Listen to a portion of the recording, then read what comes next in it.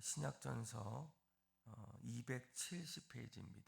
고린도전서 7장 1절에서 24절까지 말씀, 저와 여러분들이 교독으로 보도록 하겠습니다.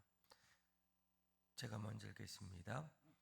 너희가 쓴 문제에 대하여 말하면 남자가 여자를 가까이 아니함이 좋으나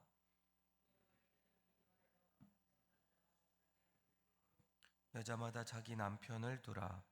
남편은 그 아내에 대한 의무를 다하고 아내도 그 남편에게 그렇게 할지라.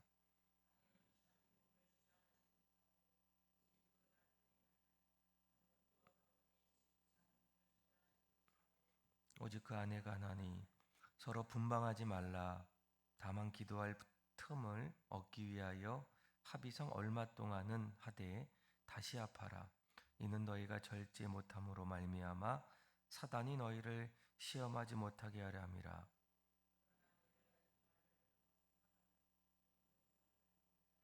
나는 모든 사람이 나와 같기를 원하노라. 그러나 각각 하나님께 받은 자기 은사가 있으니 이 사람은 이러하고 저 사람은 저러하니라.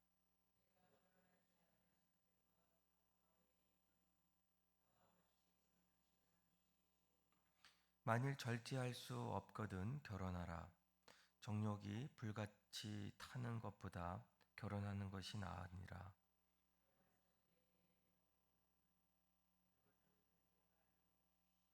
여자는 남편에게서 갈라서지 말고 만일 갈라섰으면 그대로 지내든지 다시 그 남편과 화합하든지 하라.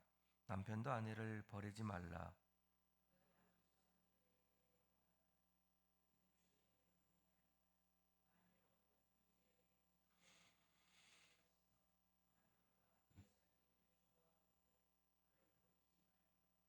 어떤 여자에게 믿지 않는 남편이 있어 아내와 함께 살기를 좋아하거든 그 남편을 버리지 말라.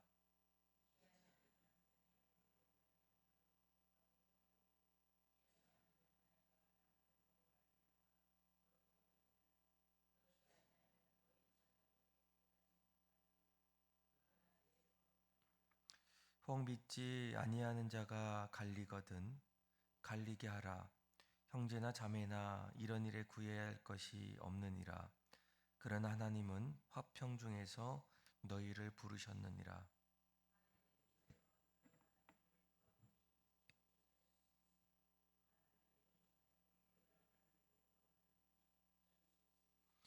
오직 주께서 각 사람에게 나눠주신 대로 하나님이 각 사람을 부르신 그대로 행하라. 내가 모든 교회에서 이와 같이 명하노라.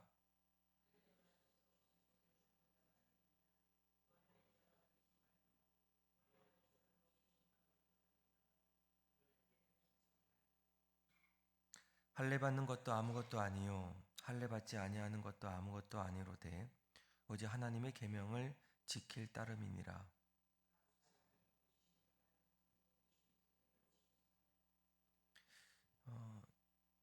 내가 종으로 있을 때에 부르심을 받았느냐 염려하지 말라. 그러나 내가 자유롭게 될 수 있거든 그것을 이용하라.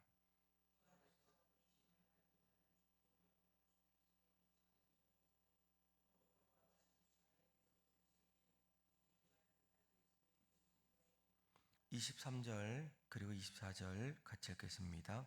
너희는 값으로 사신 것이니 사람들의 종이 되지 말라.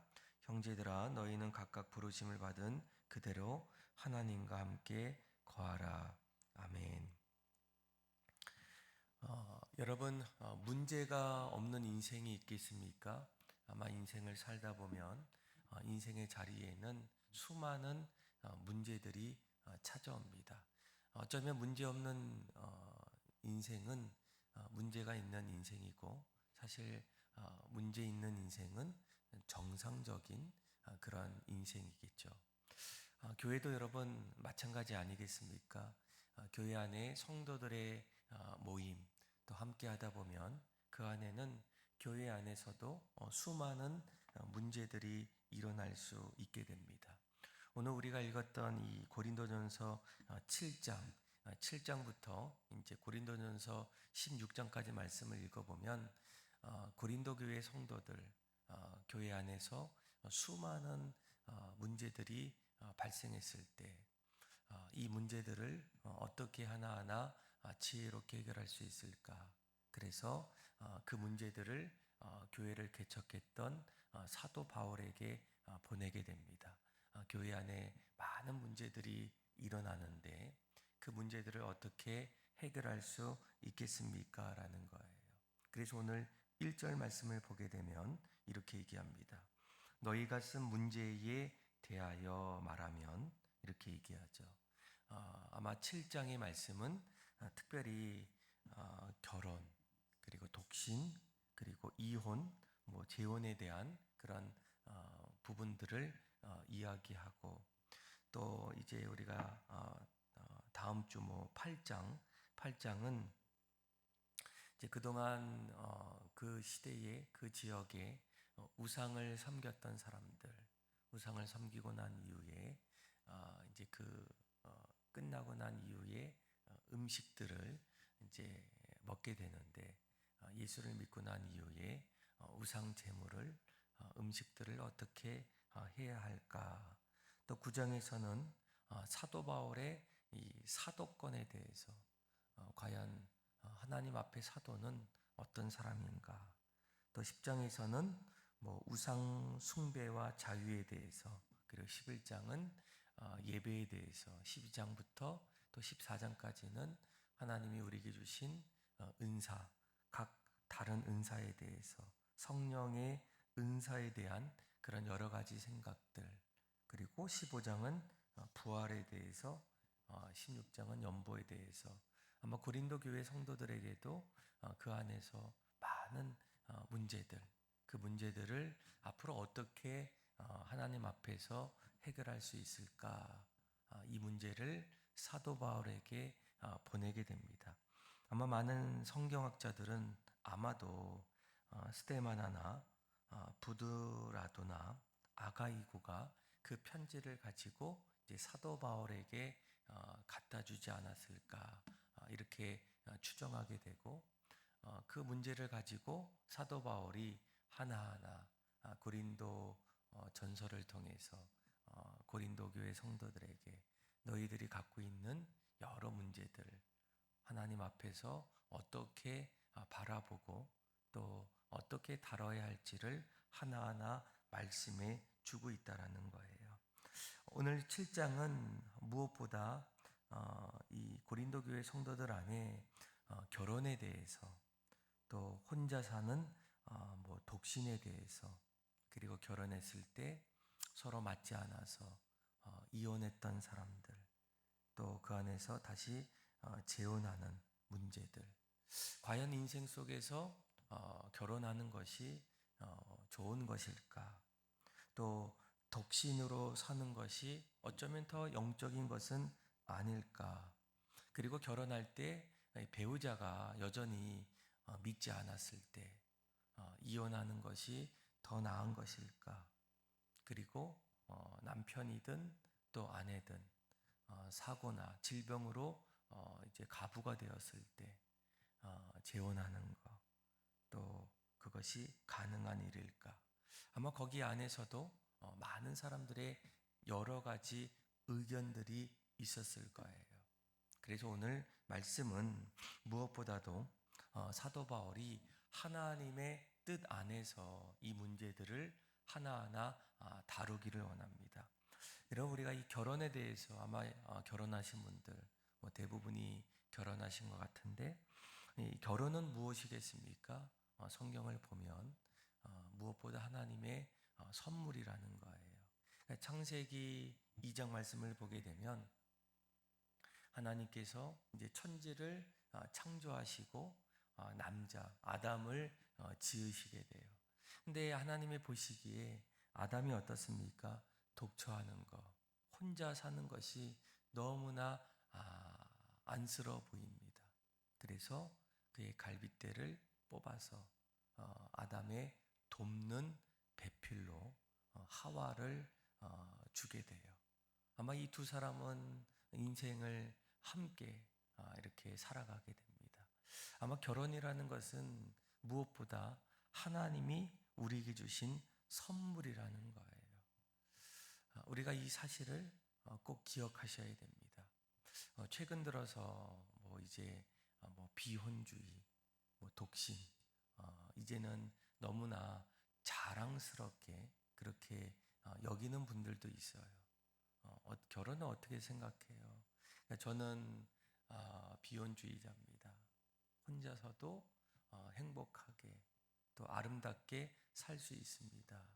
그래서 오히려 결혼을 점점 더 낮게 이상한 것처럼 그렇게 이야기하는 분도 있을 거예요. 그런데 무엇보다 성경을 보게 되면 성경은 뭐라고 합니까? 결혼은 하나님이 우리에게 주신 선물이라는 거예요. 오늘 말씀을 보면 2절 말씀이 이렇게 얘기하죠. 2절의 중반절에 보니까 남편마다 자기 아내를 두고 여자마다 자기 남편을 두라. 또 3절에 보니까 남편은 그 아내에 대한 의무를 다하고 아내도 그 남편에게 그렇게 할지라라는 거예요. 그러니까 서로를 돕고 또 남편에 대한 의무, 또 아내에 대한 의무를 가지고 가정이 더욱더 아름답게 또 행복하게 그렇게 살기를 원한다라는 거예요. 그렇다고 여러분 이 독신이 나쁘다, 이상하다, 또 그것도 아니라는 겁니다.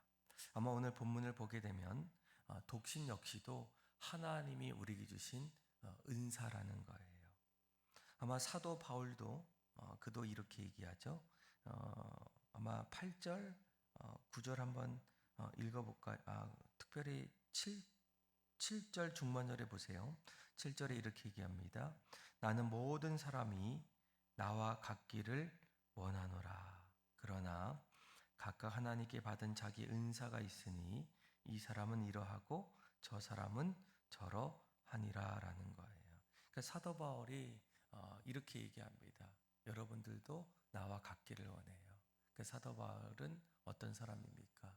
결혼하지 않았던, 혼자 살았던, 그는 무엇보다도 복음을 전하고 또 자신의 사명을 감당하기 위해서 그 일들 가운데 결혼하지 않았다라는 거예요. 그런데 오히려 이 고린도 교회 성도들에게 권면합니다. 나와 같이 되기를 원하노라. 아마 그 당시에 이제 얼마 안 있으면 재림, 다시 예수님께서 이 땅에 오시는 그날, 우리가 결혼으로 인해서 또 남편은 남편의 의무, 또 아내는 아내의 의무를 하나하나 감당하다 보면 우리가 마지막 때를 기다릴 때, 또 주님의 길을 걸어갈 때, 때로는 그 일이 버겁게 다가올 때가 있다라는 거예요.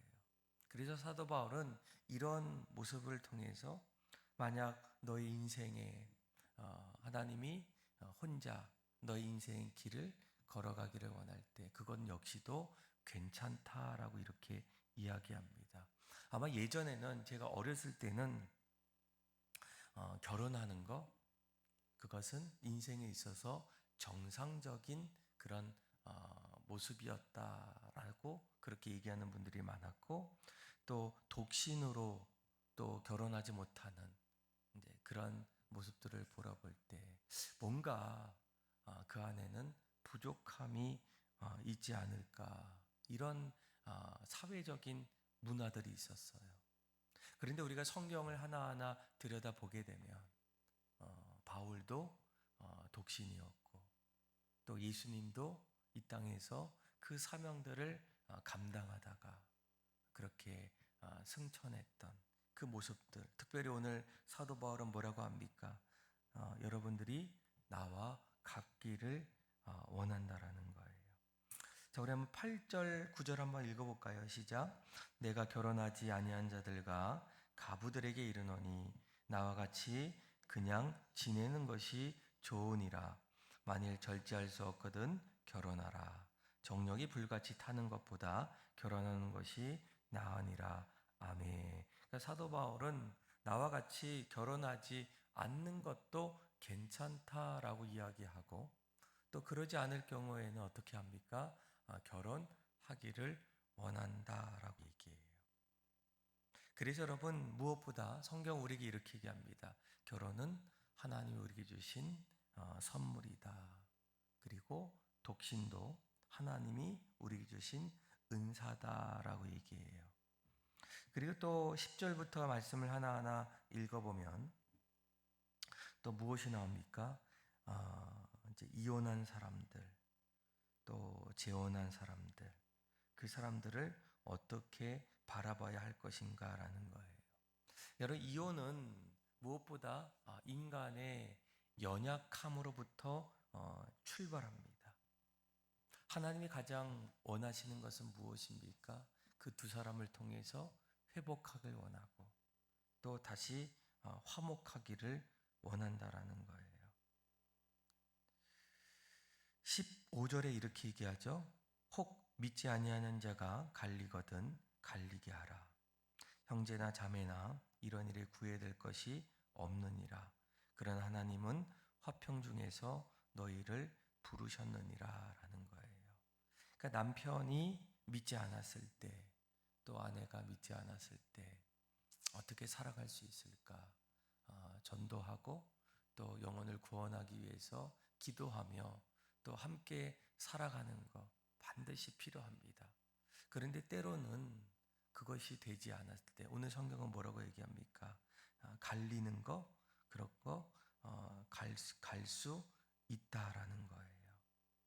그런데 궁극적인 이유는 무엇입니까? 하나님이 원하시는 것은 너의 영혼이 오히려 그것으로 인해서 점점 그 영혼이 깨지고 또 흔들리고 하나님을 멀리하는 것보다 오히려 너의 인생이 하나님 앞에서 화평으로 회복되기를 원한다라는 거예요.